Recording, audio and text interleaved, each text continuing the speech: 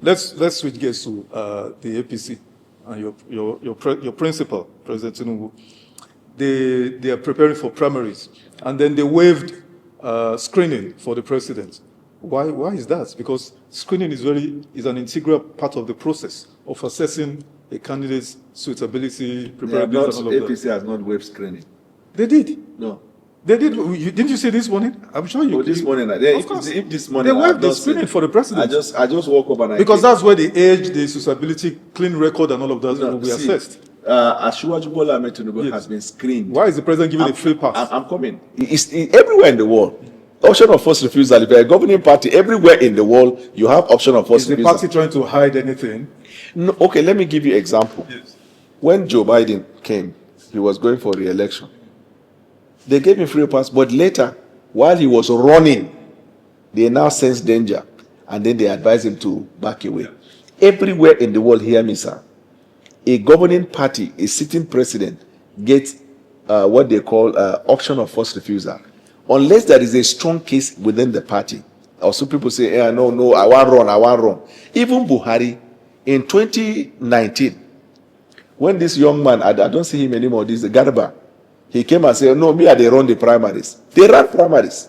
That's why the idea of consensus, once somebody say, me, Mokuigu, I don't agree to the consensus, there must be primaries. Now, in the case of Atiku Abubakar, when you talk about screening, he has been screened before at a time when people even wanted him out. They never wanted him to come in. And he has passed those screenings, so that's a non-issue. Now, when they talked about problems, sir, with the greatest respect, and you are mentioning that some members are complaining, when they say governors are going to do consensus, some would have preferred primaries. So APC has what seems to be the same problem like every other political party. The difference in the way we are managing it. If you cannot manage your house, sir, anybody that is passing in front of your house can be a factor for the problem in your house. If you tighten your house, it doesn't matter who is coming from outside. You know why this question on this waiver of screening for the president is very critical? And I love that you brought up the analogy of the former US President Joe Biden in the run-up to 2024 presidential elections. It was at a debate. The Democratic Party already gave him a pass.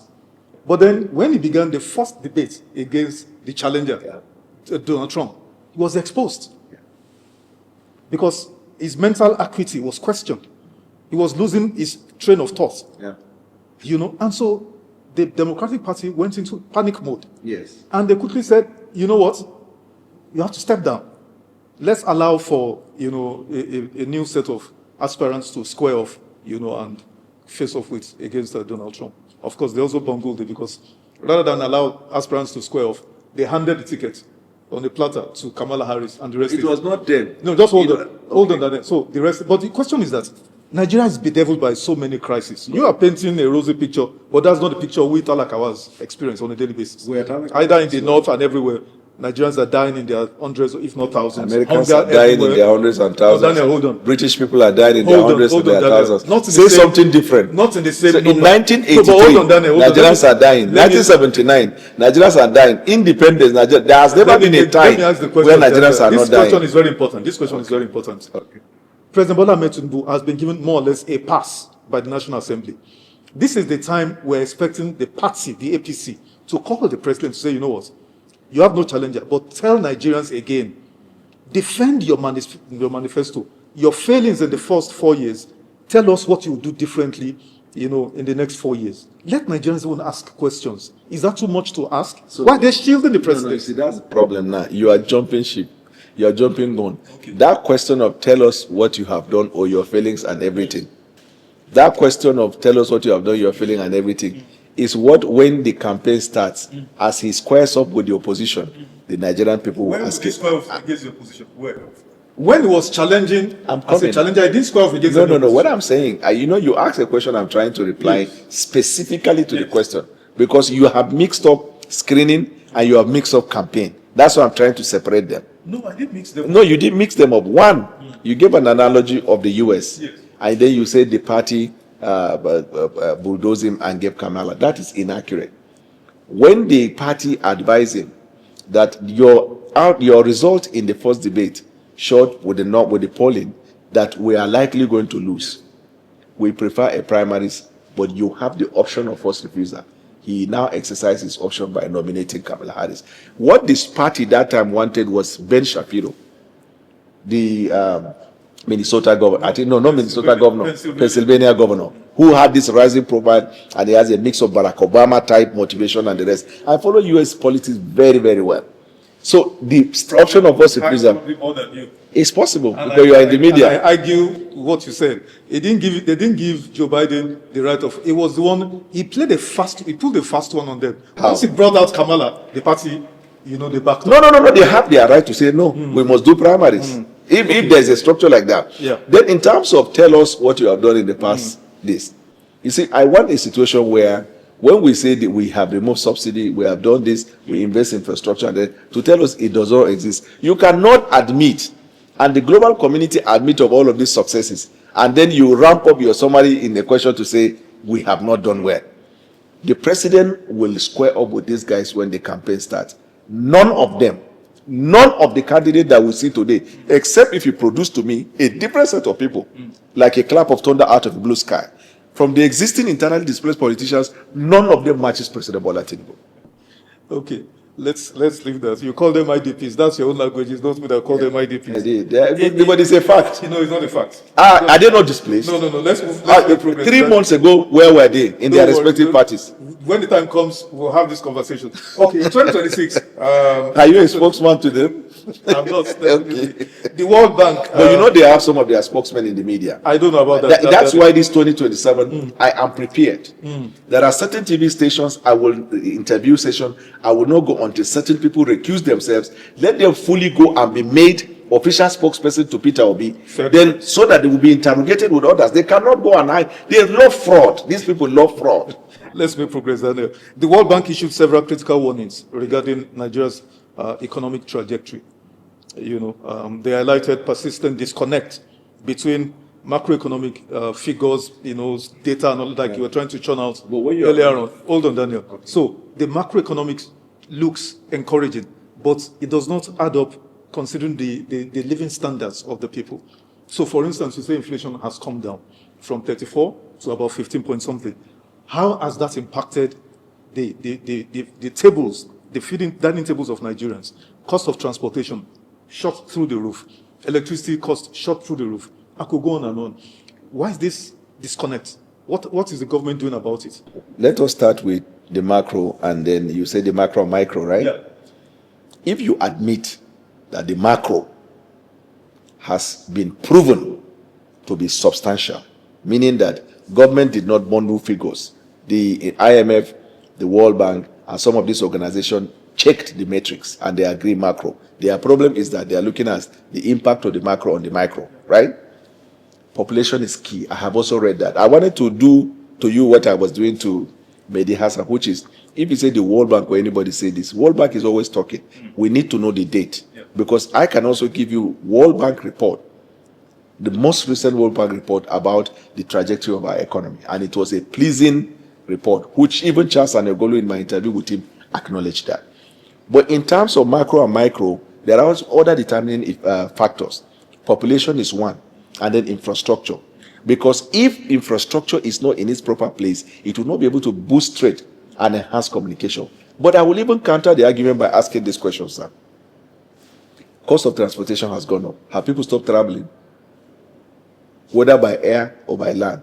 Till today, if you want to book air, you will see that the activity is normal.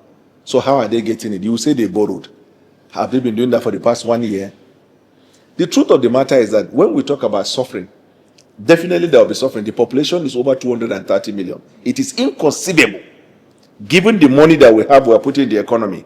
Every economist, and I challenge you, sir, it is inconceivable for you to believe that given the meager amount that we have with this population, with the infrastructure decay, that the economic activities of the people will change overnight.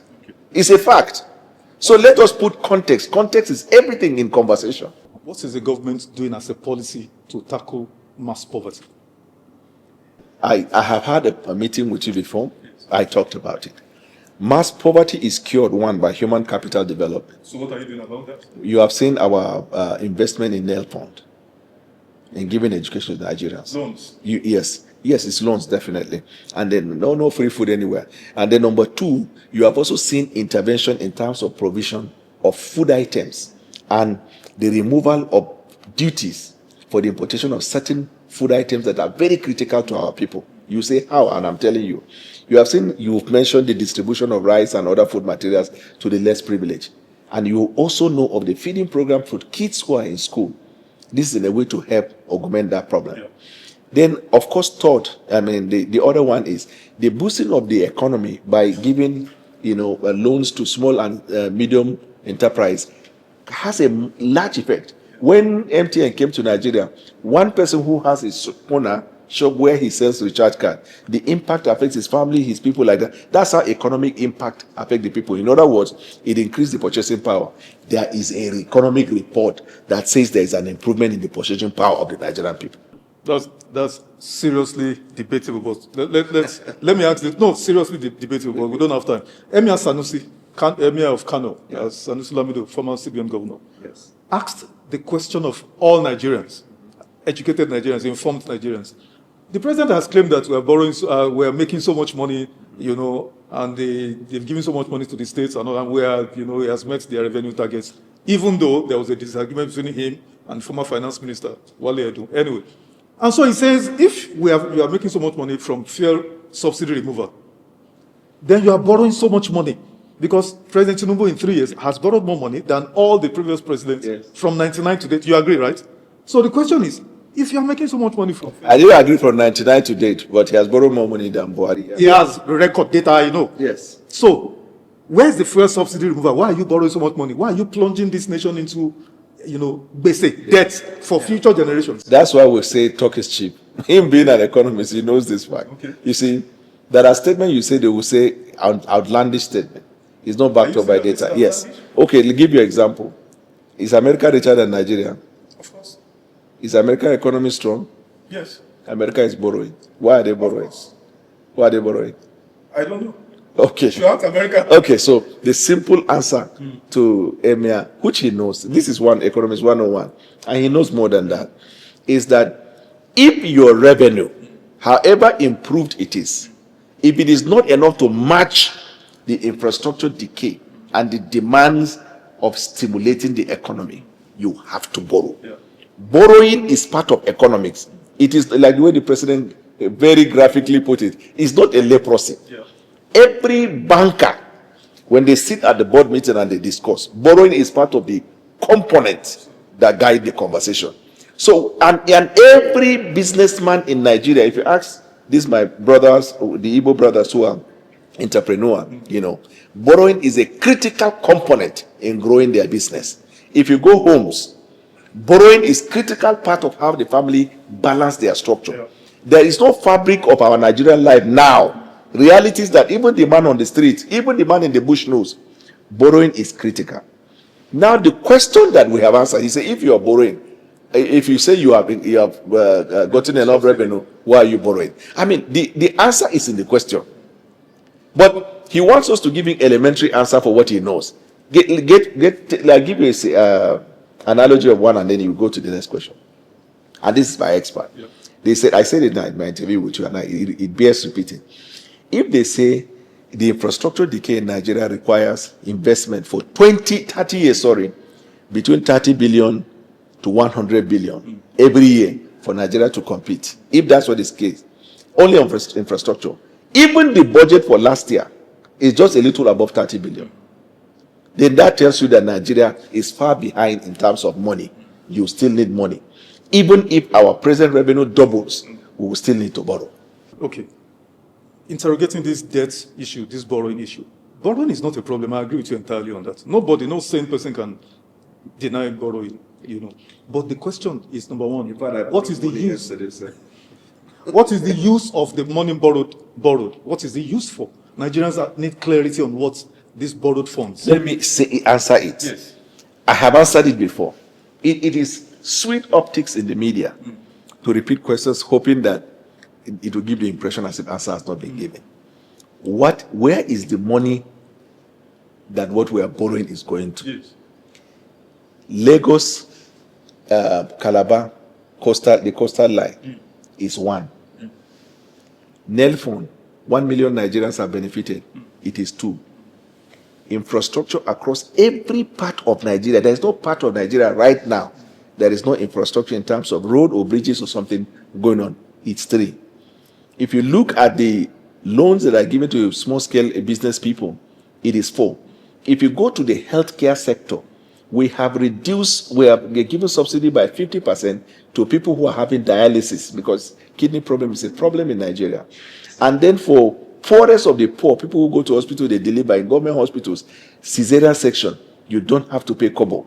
So we can go on and on and on and on and on and show you where the money is going to. But the one that will hit your head, in case you don't believe it, I'm talking about the masses, is that your governor is getting more than what he used to get because of these monies that are coming. Either excess revenue arising from the oil subsidy or we borrow. But the whole idea is that the borrowing is being invested in critical area of the economy, and that is why we have removed ourselves from the worst and we are now on the recovery path. It is what you have just said now is highly contentious. You know, give me an example of the contest. Healthcare, for instance. Yeah. Just this morning, Guardian newspaper front page. Right. That 85% primary healthcare centers are almost dead, non-existent. That's why we have very high rate of maternal infant. So that's why we're investing there. Hold on. Last year's budget, you only gave 36 million for CAPEX, capital expenditure for Ministry of Health. Education, we have this 18. No. Hold on, Daniel, where the 80 million? But you asked question, you don't want to answer. No, you have answered. I'm just saying. How can you say I've answered? You raised a question. Let's move on. No, that is wrong. When you say we have only given 35 million. 36 million. It's not me that said. No, I'm coming. Do you know how much the health ministry has invested in the last 1 year in revamping and reviving federal medical centers, revamping and reviving primary health care? Yes, I'm coming now, primary healthcare centers. And even in recruiting of 774 healthcare volunteers. Yes. Is it the 35 million that took care of that? And then secondly, with specific answer to that, when the National Assembly probed, they said that it was appropriated. President has appropriated. That the problem they had that time was in the release of the funds. That was why the finance minister at that time had a problem. So you can see the investment in healthcare is there, clear for the eyes to see.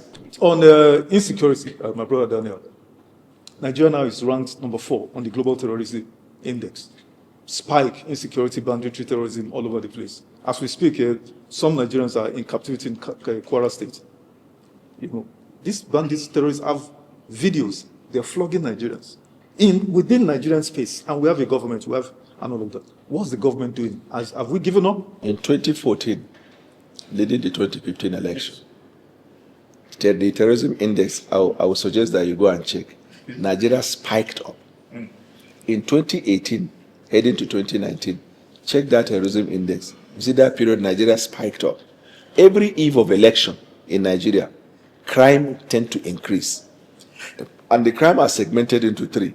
There is a part that has to do with terrorism, which is a problem. Everybody, the global world, know we have that in the Sahel, the influx of these terrorists. And they go to places. It's a reality we have accepted, and we are coming and fighting them. We are making the progress that we are making, given what we have, and we're expanding in how to can increase our capacity, right? The second segment of this crisis you are talking is the one I classify as crisis economy. Banditry, kidnapping, these ones they do to collect money. They are, check the record, or I'm saying the global whatever, you see the spiking on the eve of election. It seems every eve of election, criminal element increase because they see opportunity and window. And you see those windows are largely created by the activities and ineptitude of the opposition. Because at that stage, they are even praying for problem to happen so they can demarcate the government and for them to go up. So Nigeria at that point seems not to be united on all fours, to combat that. So we look at data, we look at numbers and realities. Immediately after 2023 election, insecurity just came and nosedived like a bam and stay. And the economy was issued till after, I think, 2 years or 1.5 years of Ashwaju's government. Now there's a build-up to election. You can see the same thing immediately after 2015 election, when Buhari came to power. Then after 6-7 months, insecurity came down. That was when Buhari went to the bush and the rest, until when it was close to election. These are data-driven perspective as answers to the question here. This government does not deny the existence of insecurity. We'll be the last. And in fact, activities of the president suggest priority in insecurity. No part of the world he is not going, looking for. We have escalated our partnership. We just don't want you to sell equipment. We want to be able to produce our own hardwares here. We look at the breakthrough arising from our conversation with Turkey. This man that is being accused of traveling around the world, that is what he's trying to find solution. You have seen our collaboration with the US government. And the president said, I will work with anybody that will help in dealing with that. If this opposition care enough to just shut their mouth without inflaming this insecurity, it will be that I want to predict to you, immediately after 2027 election, you will see the insecurity would not start like that. They will look for another market. It's a reality. United States of America, the most secure country of the world. Last week in the White House correspondent dinner, the president's seat was challenged by someone. Yesterday, there was a shot again at the White House, very close. So this phenomenon is everywhere. You look at the United Kingdom, you had that. Let us not isolate one fact, which is that insecurity is a global phenomenon. Then when you cascade it down to the specifics, we are giving you answers to each of them. And this president is not sleeping on that. We keep urging the Nigerian people to have faith with government, help the law enforcement and intelligence platforms by giving them information that is necessary in dealing with this crisis economy. This is our very honest answer to the Nigerian people. But if it is the answer to the opposition, they will cry their worst. They will still win. They will not win the election. So apparently, you are reading from the same. You are singing from the same hymn book as the Senate president, who said 2 weeks after 2027 election, insecurity would abate. It's a data-backed scenario. But if you know the opposition who are fueling or driving this, why could not you go after them? If you catch anyone now, do you know what they will say? You are killing opposition in Nigeria. You see, this is the dynamics that leadership sometimes get confronted by. I must be honest with you. And this President Bola, look at his trajectory. All the people that have been condemning him, we thought that when he came, even me, when I was in the opposition, I thought that if President Bola Tinubu comes to power, he was going to hunt me down. That was the year I decided to just go for PhD. Let me just leave Nigeria alone. He never did that. The next thing is he called me to come so I can be a part of what is happening in governance affairs. When I was with Atiku, one of the days we were flying, I think from Paris to Nigeria. And then I got into this banter and conversation with Dino Melai. And Dino Melai said, Wallahi, Bwala, God forbid, if Tinubu win election now from wherever I go, I go just run come out for Nigeria. This was what was in his mind. Dino is comfortably living in Nigeria, still criticizing the government. Nobody has touched him. And you can count on and on a lot of people. That is the president believe. Look at his disposition. Rather than hunting down his opponent, because politics is about two things. One, you either approach the confrontational part of politics or the suitable one, the attractive one. President has been using that. All the governors that criticize him, before they will say, Bwala, you criticized the president before, you are with him. When I left the PDP and I came to Ashwaju, some of these governors that are with us, they follow talk against me. Some of these people follow talk against me. I became the Moses that led the way to the promised land. All of them are here. Why are they not? Even Bala, Bala, Governor of Bauchi. No, they want to correct it. Hey. After he said he wants to join us. So, Asiwaju Bola Ahmed Tinubu believes in a kind of political process where he wins in his Abraham Lincoln type of style. He will win you by ensuring that your own future and aspiration matches with his own aspiration, so that can be a good for the society, rather than him hunting down people simply because they disagree with him. Okay. Final question. Go two. One A and B. Number one, when the president won in 2023 and was sworn in, why was there no conscious, deliberate effort to bring these disparate opinions, this Atiku Abubakar, Peter Obi, Kwankwan, so bring them in, make effort, visit them, extend the hand of fellowship, brotherly. Say, let me have a country to govern. Give me somebody if you can come. Why did it? When President took the oath, at the time I was with Atiku, I can tell you this because I was close to Atiku. Okay. Men from President Bola Tinubu have approached Atiku. I'm talking about Tinubu. I'm coming. He will send people. Will he leave the seat of power and be walking on the streets? Tinubu and Atiku have gone. That's what I'm saying. See, is it too much to pick his corner? Your Excellency, you see, I don't know about call, but emissaries went to meet Atiku Abubakar. And they came to the gate of Atiku. Atiku ordered that the gate be not open to them. So Asiwaju Bola Ahmed Tinubu has made the effort. Do you know how many times Kwankwaso has seen the president until recently? And then he's no longer. That came second in the primaries, the APC primaries. Yes, president, after he won the primaries, he went to everybody's house. Everybody's house, he went. Okay. You get the point. Now, I don't know of Peter Obi because I wasn't on his camp to know if somebody came or not. Yeah. But I know that people around President Bola Tinubu, when that election was won, they were more about let us have a united Nigeria. And these people thought they went to court that they won election. Imagine Peter Obi, this kind of illusion and what we call mental holiday in law. You came number 3 and you are saying you are the winner of the election. Then today again, they say that as soon as he move 48 hours, they have 10 million. Can't be substantiated, can't be validated. These people,